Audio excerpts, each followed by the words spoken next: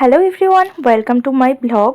তো দিনটা ছিল 9ই মে, 25শে বৈশাখ, শুক্রবার। আমার দিদির সাধের একটা অনুষ্ঠান। তো সাধের অনুষ্ঠানটা আমাদের বাড়িতেই করা হয়েছে। আর সাধের অনুষ্ঠান ছিল 7 মাসের।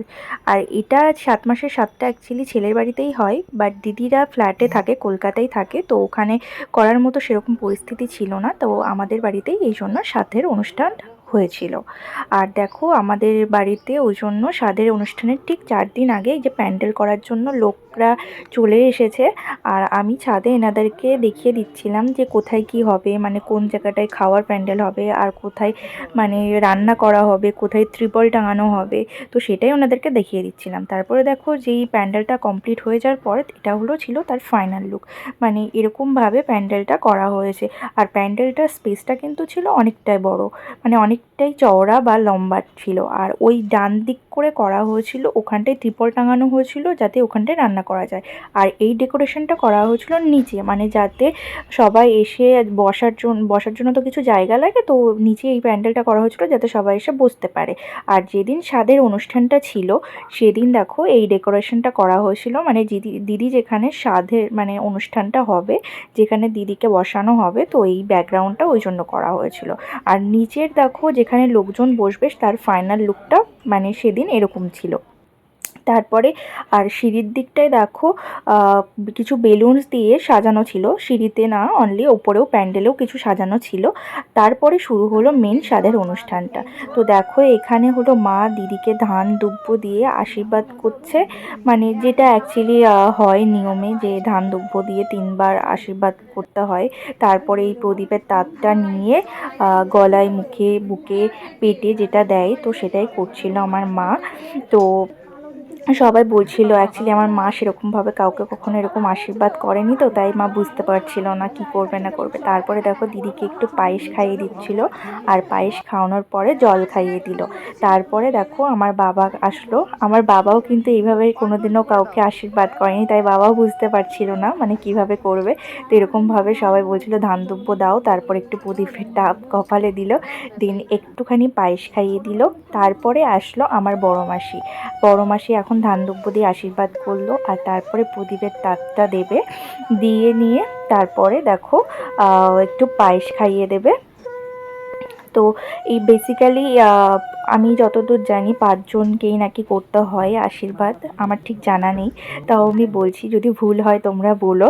তো এরকম বড় মাসি পায়েসটা খাইয়ে দিয়েছে। আর ইনি হলো আমার মায়ের মাসি হয়, মাসি মিন্স আমার মায়ের বড় মামার শালি হয়।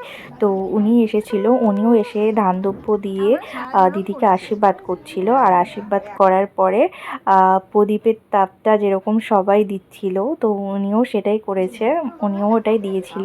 তারপরে দেখো একটুখানি পায়েস খাইয়ে দিল। তো অনেকে হলো পায়েস খেতে খেতে হয়তো আর ভালো লাগে না খেতে, বাট আমার দিদির ইদানিং মানে মিষ্টি জিনিসটা খুব ভালো লাগছিল। আর এটা ছিল আমার মায়ের পরে যে বোনটা, সেই বোনটা, এই বোন আমার মায়ের, এটাও আমার একটা মাসি হয়।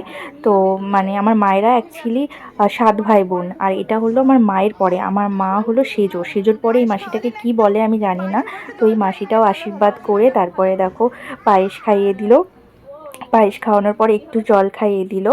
আর এই মাসিটা হলো আমার ছোট মাসি, সবার ছোট, বোনদের মধ্যে সবার ছোট, কিন্তু বোনদের মধ্যে ছোট, কিন্তু এর পরেও আমার মামা আছে, মানে এই মাসির পরে আমার মামা হলো সবার ছোট। তো এই মাসিটাই হলো দেখো একটু ধান দুব্য দিয়ে আশীর্বাদ করে পায়েস টায়েস খাইয়ে দিল। আর এটা হলো আমার মামি, মানে আমার একমাত্র মামি, আর একটাই আমার মামা অনলি, তাও আবার সবার ছোট, তো মামিও আশীর্বাদ করে নিল। দেন এটা হলো আমার ছোট মাসির আগের মাসিটা, মানে এটাকে কি বলে, এদের 6 বোন, তো মানে অ্যাকচুয়ালি আমি জানি না কি বলে। তো ওই মাসিটাও আশীর্বাদ করে নিল। আর ইনি হলো আমার মায়ের বড় মামা হয়। তো বড় মামাও একটু আশীর্বাদ করে দিদিকে একটু পায়েস খাইয়ে দিল। আর এটা হলো আমার ছোট মেসো, মানে ছোট মাসির হাজব্যান্ড আমার ছোট মেসো হয়। তো ছোট মাসোও খাইয়ে দিল। আর এই যে লাস্টে আসলো, এটা হলো আমার দিদির ফ্রেন্ড হয়, কলকাতা থেকে এসেছে। তো এটা হলো আমার দিদির খুব ক্লোজ ফ্রেন্ড হয়, তো দিদিকে একটু পায়েস খাইয়ে দিল। দেন আসলো আমার পালা।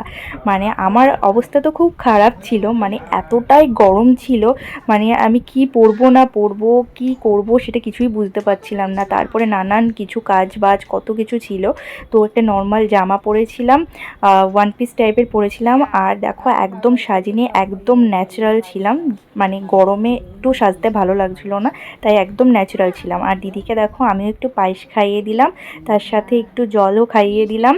আর তো আমি দিদির সাথে একটুখানি পোজ দিচ্ছিলাম বলে, তাই ওই দিদির ফ্রেন্ড বলছিল কি আর পোজ দিতে হবে না, এবার তো দিদিকে খেতে দে।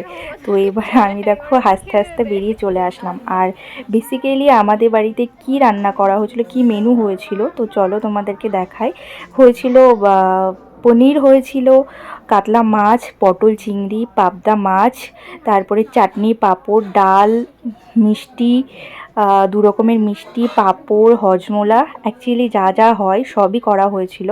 কিন্তু আমি মানে এত কাজের চাপের জন্য আমি সেভাবে রান্নার ভিডিওগুলো বা খাওয়ার ভিডিওগুলো সেগুলো করতে পারিনি। তো ওই দিদির এখানে যা যা দেওয়া হয়েছিল মোটামুটি সবই, শুধু বেগুনিটা মিসিং ছিল, বেগুনিটা দিদিকে দেওয়া হয়নি। আর বেগুনিটা আমাদের অনুষ্ঠানে সবাইকে খাওয়ানোর সময় দেওয়া হয়েছিল। আর এটা দেখো আমাদের ফাইনাল খাওয়ার প্যান্ডেল ছিল। তারপরে দেখেছো তো মানে বাড়িতে একটা অনুষ্ঠান হলে কি অবস্থা হয়, দেখো কি হাল। তো এনার সাথে আমার মা কথা বলছিল যাতে কাল পরের দিন এসে সব বাসনগুলো মেজে দিয়ে যাই। তো ভিডিওটা গাইস কেমন লাগলো, তো ভালো লাগলে একটা লাইক কমেন্ট শেয়ার অবশ্যই করে দিও। আর ভিডিওটা অনেক দিন ধরে ভাবছিলাম এডিট করব, সেই সময়ের অপেক্ষা আর হচ্ছিল না। ওকে, এটা